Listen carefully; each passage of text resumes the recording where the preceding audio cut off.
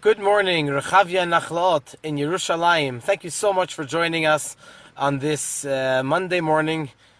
We've been doing so much yesterday and today, Baruch Hashem, that I feel that it's already Wednesday or Thursday. But it's still Monday. There's a lot of great things to do, and we're in the middle of our amazing preparations for the upcoming Lag BaOmer parade, Bezrat Hashem, tomorrow afternoon, 4 to 6. Wherever you are in the world, please join us. Tune in, log in to Chabad of Rechavia. It's going to be an awesome, memorable parade right here in Yerushalayim from the porches, a virtual parade. There's also going to be a car parade. So all and much more, all this and much more from 4 to 6 p.m. tomorrow, Jerusalem time, Tuesday, Lag BaOmer. We look forward to seeing everybody. Rashbi, Rabbi Shimon Bar Yochai, will be here with us in Yerushalayim. So you don't want to miss that. We're on page 116, towards the end of chapter 41 of Perek Mem Aleph, and we've been talking yesterday about the idea of Baruch Atah Hashem. When a person stands in front of Hashem, what are you basically saying? You're saying that I commit now to give myself over to you, Hashem, and to make your world a better place, and to live a life of Mesirat Nefesh, of self-sacrifice, and giving yourself over in selflessness. And so the big question today is, how is it possible that for the entire day a person should feel dedicated to Hashem? True, that if a person davens in the morning and feels a strong connection, a strong bond with Hashem, that in a sense it does remain throughout the rest of the day. As we said, the proof is that as soon as Mincha comes along, boom, you daven to Hashem. When Ma'ariv comes along, boom, you daven to Hashem. But how about at the other times, when you're seemingly doing things which are mundane, personal, day-to-day things that's on your list? So then, is that also considered that you're dedicating yourself, you're committing yourself to Hashem? And so the Alter Rebbe is going to bring a halachic concept, and that is that we find that when someone needs to have kavanah every single moment, it's enough to have kavanah every half hour, every hour, from time to time. And that brings a thread through the entire day, or through the entire thing that you're doing. The great example is writing a Sefer Torah. When we write a Torah, we need to write a Torah lishma, for the sake of the mitzvah of writing the Torah. Now, when you're a sofer, I have so much respect for scribes, for a sofer, to be able to sit there an entire day and sometimes for 10, 12 or more hours and write. I don't know. I'm too jumpy to be able to sit and write an entire day. But someone that writes Torah the entire day, if he's going to think the entire time, I got to think about Hashem, lishma, for the sake of the mitzvah, lishma, for the sake of the mitzvah, then he's never going to be able to write. You have to sit there and write, Vayidaber Hashem Moshe Lemor. You have to write, Anochi Hashem Elokecha. If you're just going to think about how you're dedicated to Hashem and doing the mitzvah properly, so halachically speaking, you're caught. It's almost impossible to do the mitzvah properly according to what we said. Either you're going to write the Torah, or you're going to think about how you're writing it, lishma, for the sake of the mitzvah. So the halacha is, the Alter Rebbe quotes, that it's enough that you have a conscious thought every hour or so. Hareini koisiv l'shem kedusha sefer Torah. I write this Torah having in mind for the sanctity, the kedusha of writing the Torah. Then you could write the Torah. Once you had this in mind, you could start thinking about the writing and do the actual writing. Vayidaber Hashem al Moshe Lemor. Or this week, Parshat Bahar and Bechukotai together, the final two parshas of the Chumash Vayikra, the book of Leviticus. And then, but an hour later, you stop, and you think again, I need to write this Torah Lishma for the sanctity of the Sefer Torah, and then you continue to write. Because if you're thinking about that you have to write Torah Lishma the entire time, you're not going to be able to write, because you're so busy thinking about how you have to write the Torah Lishma for the Kedusha of the Torah. And so the same thing is by the Kavanah of giving ourselves over to Hashem. Even though after davening a person needs to go to their personal needs, and to eat, and to sleep, and to work, and to do all the wonderful things in order to be sustained in this world, it's enough that periodically, whether it's every half hour or every hour, a person stops to think, or a couple times a day, daven shachris, daven mincha, baruch atah Hashem, thinking about Hashem, and then automatically the rest of the day, even though you're not necessarily consciously thinking about Hashem, but that's really the underlining thread, perhaps subconsciously, but it's still important, and it works. It's still great. Let's see what the Alter Rebbe says right here inside. We're on page 116, 2, 4, 6, 8, 9 lines, 10 lines from the top, towards the end. V'chein b'hachana zu yatchil lilmod shiur kavua miyad achar tefillah. With this kavana in mind, with this intention, thinking about Hashem's greatness, and thinking about how a person wants to give themselves over to Hashem, you should start right away a shiur. As soon as you start the shiur after davening, as we're doing now, we just davened, and now we have a shiur. That helps to keep the feeling, the inspiration of the bonding with Hashem throughout the entire day. Let's continue. V'chein be'emtza hayom, so too, middle of the day, kodem she'yatchil lilmod. Let's say in the middle you have a shiur at 12 o'clock, noon. You have a brunch class at work or anywhere. Kodem she'yatchil lilmod, before you begin to learn, tzricha achana zu. Lefachot, at least you need to have a little bit of achana, a little bit of this preparation. Kenoda, as it's known, she'ikir ha'achana lishma.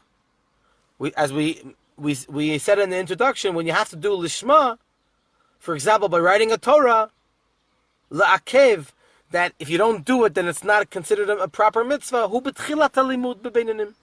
A regular person, a beinani, it's enough to think about Hashem, lishma, for the sake of the learning Torah, at the beginning of the learning. Ukemo, for example, beget. When they write a get, a note of divorce, the Sefer Torah, or writing a Torah, shetzrichim lishma, la'akiv. If the scribe does not think by writing the Torah that he's writing the Torah for the sake of kedushat Sefer Torah, then it's ma'akiv. Then it withholds the authenticity of the Sefer Torah, of the writing of the Torah, and it's not considered a kosher Torah. Also by a get, when we're writing a divorce note, a get, then it has to be written for the sake of that specific woman, with her name and exactly the right person. And if not, it's not considered a good get. It has to be rewritten. V'dayo, here's the punchline. V'dayo, it's enough. Sheyomar b'tchilat haktiva, it's enough that he says at the beginning of the writing, Hareini kotev l'shem kedushat sefer Torah. I am writing this Torah for the sake of the sanctity, the kedusha of this Torah. Or by the get scenario, lishmo v'lishma, for his sake, the husband, the man, u'lishma, and the wife, and the woman. And when he learns many long hours, yesh lo lihitbonen b'chana zu anal, you should think about this preparation for the thinking of lishma, the kedusha of lishma, b'chol sha'a v'sha'a al kol panim. At least every hour, or it doesn't necessarily mean hour per se, from time to time. Ki b'chol sha'a v'sha'a hi hamshacha acheret me'olamot elyonim. It is important at least every hour, because every hour there's another hamshacha, there's another inspiration and drawing down of the kedusha of Hashem, acheret me'olamot elyonim, from the higher worlds lehachayot hatachtonim, to make this world alive. V'hamshachat hachayut sheb'sha'ah shelefaneha, and the drawing down of the life force from the previous hour, chozeret lemkoma, goes back up. As it says in Kabbalah, that there's in Kedusha, and the way Hashem runs the world, there's this, we learned about it a little earlier, that we have these two different motions of Ratzo, Veshov. Ratzo is yearning, and Veshov is return. Im kol Torah u'ma'asim tovim shel hatachtonim, together with all of the Torah that has been learned, and the mitzvahs and good deeds that have been observed down here, they go back up together with the name of Hashem. There are many ways how to put the order of the letters of Yud and a K and a Vav, and a Yud and a Hey and a Vav and a Hey, the 4 letters of Hashem, the Tetragrammaton, and each one coincides with another with another tziruf, another combination of how Hashem's inspiration comes down to the world. Ki b'chol sha'ah, for every hour, sholet tziruf echad miyud beit tzirufei Shem Havaya Baruch Hu, b'yud beit sha'ot hayom. There are 12 hours of the day, and there are 12 hours of the night. So Havaya, Yud Ke Vav Ke, is Gilui, is revelation. So each hour there is another combination of the Yud Ke and Vav Ke of the hours of the day. V'tzirufei Shem Adna Balayla Kenoida. Adna is also one of Hashem's name, Aleph Daled Nun Yud. And there are 12 different combinations of Aleph Daled Nun Yud, and they shine in the evening, in the night, at night, and each hour has a different combination. There's an interesting story of the Alter Rebbe. When the Alter Rebbe was in jail, so they wanted to trick. They wanted to trick him. They wanted to see if he's really a tzaddik. And so one of the ministers walked in to his cell. It's known that in the Russian jail there's no windows and there's no way to know if it's day or night. And the minister walks in, and he says to the Alter Rebbe, "Good morning, sir." So the Alter Rebbe says to him, "Why are you saying good morning? It's 11 o'clock at night." So he was shocked. How did the Alter Rebbe know? It was impossible naturally to know if it was day or night, and for sure it was impossible to know what time it was exactly. And so the Alter Rebbe said that he knew based on the tziruf, based on the combination of that specific hour, he knew what time it was exactly. V'hine, 4 lines before the bottom. V'hine, before the bottom of the page. V'hine, page 116, by the way, if you're just joining us now. Page 116 in the regular Hebrew Tanya Text. V'hine kol kavanato b'msirat nafsho l'Hashem al yidei haTorah v'atfilah. The entire kavana and the entire intention of a person giving himself over totally to Hashem through learning Torah and davening, l'ha'alot nitzotz elokut, to elevate the godly spark shebetocha, which is within it, limkoro, to his source.